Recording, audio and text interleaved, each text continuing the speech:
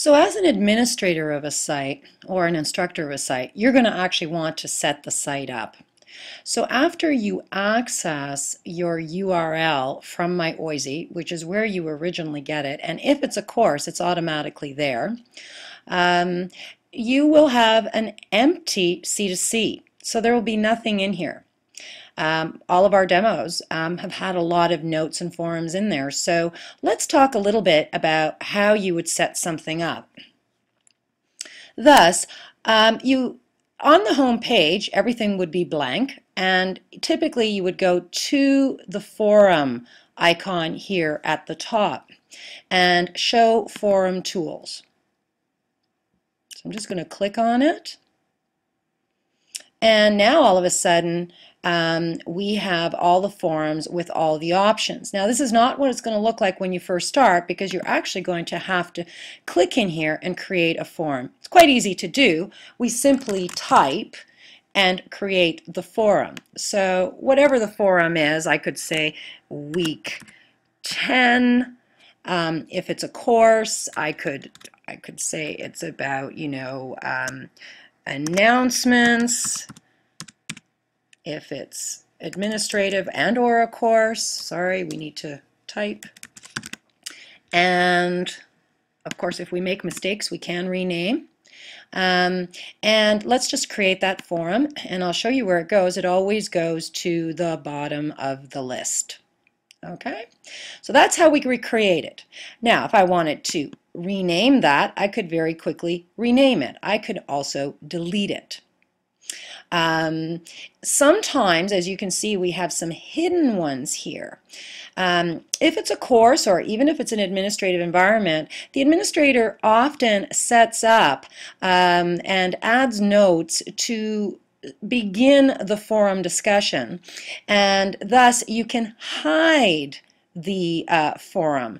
And when you hide it, if I show, let's say, I'm going to hide this announcements, and we say yes, it has this little gray highlight now. So I'm going to hide the forum tools, and you can see I have a much shorter list.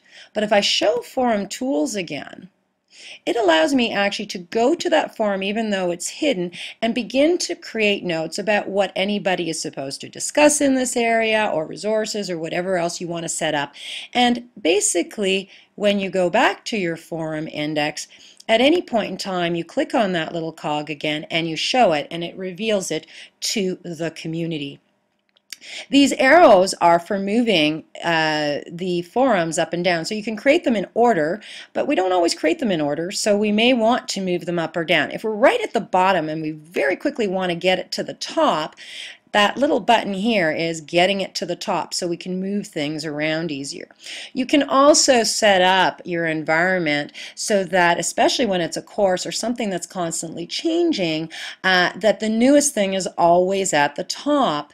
Instead of start here at the top and then you have to scroll on your screen to the most recent week that everybody's discussing. We can also create a subforum. So we add a subforum by simply, again, typing a name, and it would add it under that area. However, you are not subject to actually creating a subforum in this manner. You can very quickly move a forum in or out, and it actually creates, as we can see, let's look at resources we find and move it out into the main, and it becomes a main hierarchical non-sub-conference in the main menu.